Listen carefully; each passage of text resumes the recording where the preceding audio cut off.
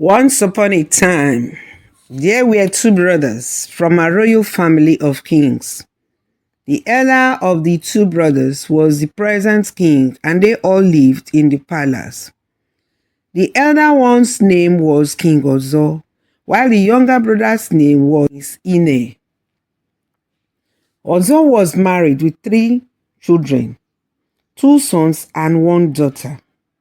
He was not the greedy type and had often said that after his reign, his son, who was supposed to rule the kingdom, may not rule. He may hand over the kingdom to his younger brother because of the love he had for him.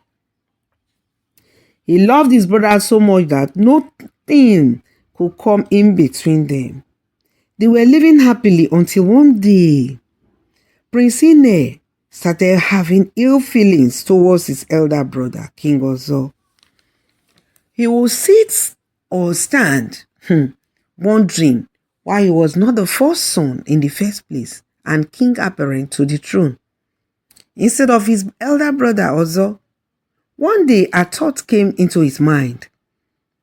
Why can't I become the king instead?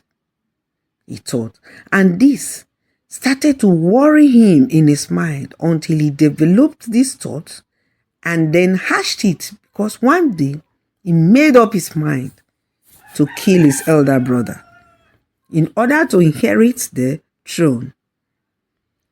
He went to one of the manservants in the kitchen that was very close to him. The manservant was very, very loyal to him, and he was able to convince him to lace King Ozo's food with poison in reward for a higher position when he became the king. The manservant greedily agreed, and Prince Ine gave him the poison to put in the king's food. That night, the manservant put this poison in the king's food and served it to him.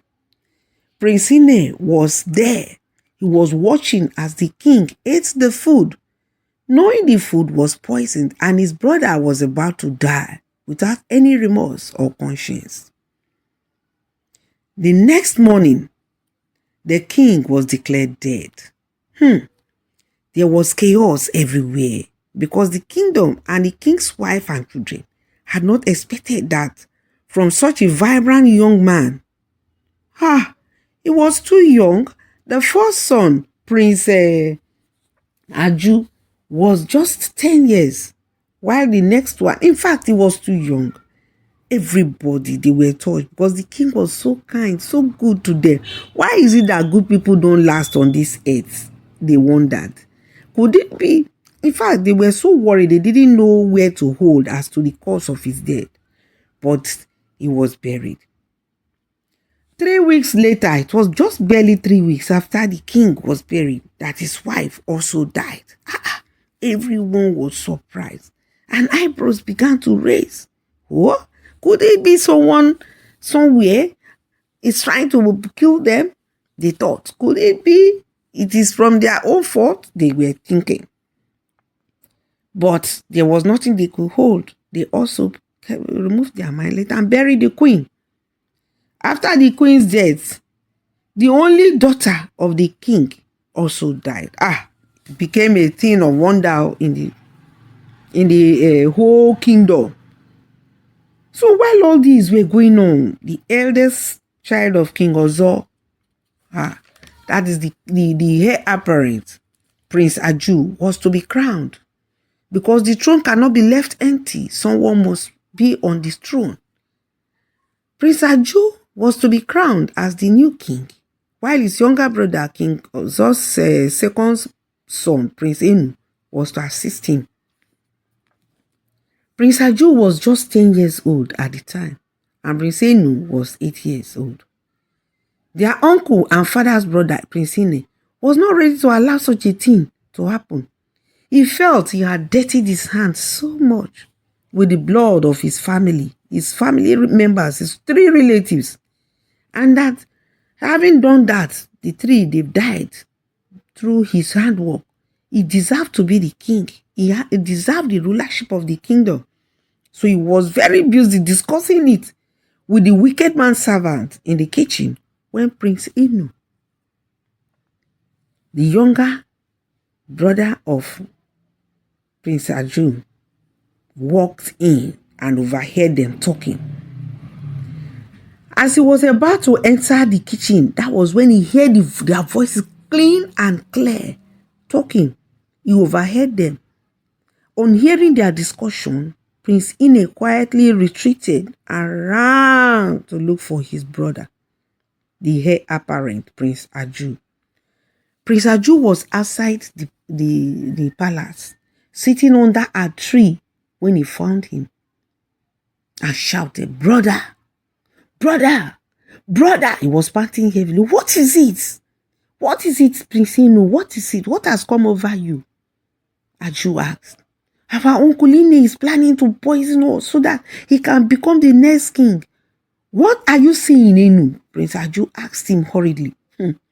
Inu repeated, "Oh, brother," all he had heard, and told him everything. It was better not to go back indoors, he said.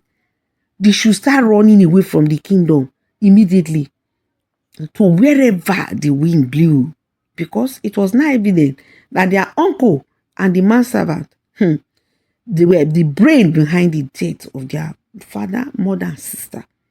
It was also clear they must have seen or overheard him as he entered and left the kitchen. So the two of them made up their mind to start running, not caring whether they are well dressed or not. So off they went running. Two little princes running for their dear lives, westward, not even having any thought of where they were going, no particular knowledge of a destination. They were just running just to save themselves to anywhere, as long as they are able to survive. They ran and ran and ran for hours, as much as their legs could carry them. Meanwhile, Uncle Ine and the manservant, they had heard the sound of Inu when he entered the kitchen. And from the way he hurriedly left and ran out of the kitchen, they were quite sure he must have heard something. He must have overheard their discussion. Hurriedly, they decided to put an end to his life. Otherwise, they will blow the secret. They decided to chase him, so they ran after him. But they did not know where he entered. They were searching all the rooms, but they could not find him. After they searched the entire palace, "Let us quickly search for them outside the palace," they concluded when they realized both brothers had left the palace. The brothers had gone very far. They had run as much as they could and were tired. They were now tired and panting. "Let us rest a bit," suggested Prince Inu. "My legs are in pain. They are paining me, brother. Let us rest. We have gone far. I don't think they'll be able to see us." "All right," replied Prince Aju. They decided to rest under a big tree with shades. They sat down, talking, and within a short time, due to tiredness and the lulled by the cool breeze, they fell asleep. They slept for more than an hour. They were woken up by the voices, the sound of voices of men coming from a little way down the road. "Brother, you have to wake up, wake up." Aju woke his brother Inu, woke him up. "You have to hide and get yourself to safety."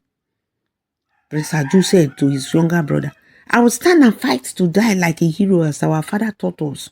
So my younger brother, go and hide. Let me fight them." "No, brother," replied Prince Inu. "Go find safety and let me fight them, because you are now the new king to be crowned. You have to hold our father's mace." "No, you go," Prince Aju said. "You go. I'm your elder brother and I want you to be safe. You are the younger one. You deserve to live." But they kept on arguing. Inu will not agree. Aju will not agree, the two of them. They kept arguing with one another until they realized the men were almost upon them. So they started to run. The men sighted them and shouted, "We've seen them! We've seen them! Come over this way!" They caught Prince Enu, and Prince Aju, as he saw that they had caught his brother, he turned and took a jump as they were about to catch him, and he fell into a deep gorge filled with water at the bottom, a river. The men with Prince Enu held in captivity looked across the gorge and laughed. They saw that it was very deep and dangerous. "He must have died by now. He's dead. No one can escape this gorge, especially a little boy like him," said their leader. "He must have smashed his head and died down that place. Let's go," he commanded his men. They took the captured Prince Enu all the way back to the kingdom and locked him in a prison after he had been handed over to the new king that has been crowned, that is to be crowned, Prince Ine, their father's brother. They handed him over to Prince Ine, and Prince Ine said, ordered they should put him in the prison and locked him behind bars alongside other prisoners. Down at the bottom of the gorge, Prince Aju had landed in the river Bennett and passed out. He passed out. He woke up at the bank of a river and opened his eyes to see himself surrounded by people.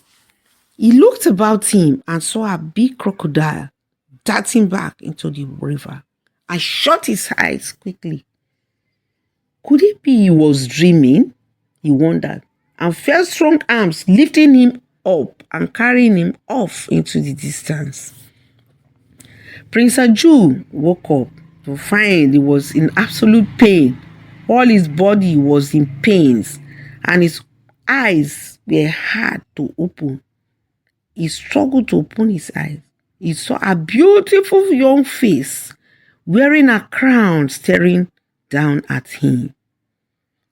When he realized himself, he was told he had been carried ashore by a crocodile on his back, and his life and safety had been made possible by the crocodile before the men from Anuku Kingdom found him and brought him to the Queen's palace, where he had been receiving treatment for almost 6 months before he recovered consciousness. The Queen was a very young girl called Kanibi.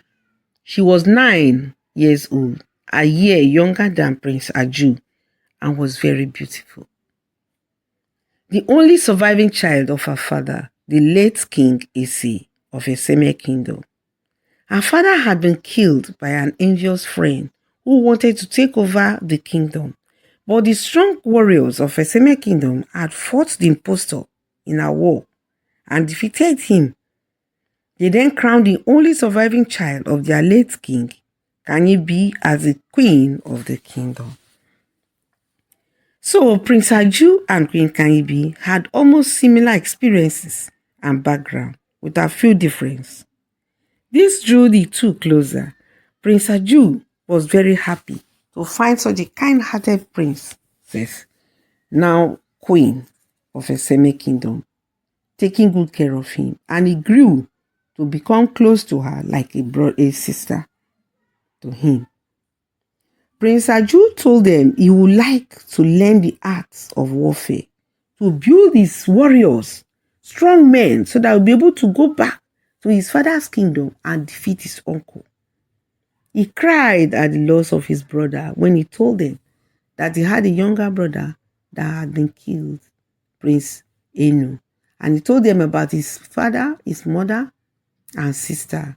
He will cry so many times, but the queen will always be there to comfort him.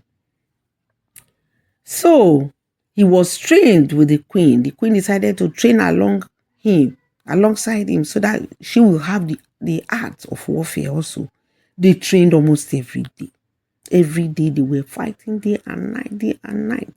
They were trained by almost all the strongest warriors the kingdom could find. Different styles of warfare, different ways of fighting, holding the sword, holding different war materials, tools, and the rest they taught them. So every day was a new skill added to what they had acquired. After 10 years, 10 years had gone by now, and Prince Aju was now a young man of 21, while Queen Kanibi was now 20 years of old. Prince Aju told the queen, who had now become like a sister to him, that he was ready to go back to his father's kingdom to fight and take it back if the creator wills. So the queen said she was not going to allow him to go alone, that they had both learned the skill and she was willing to go with him to fight at the war front alongside him. And there was nothing he could do to stop her from doing what she wanted to do. So Prince Aju agreed, and the following month they set out for the mission. As soon as the now reigning king Ine heard of his arrival, he assembled the entire warriors of the kingdom of Anuku to fight.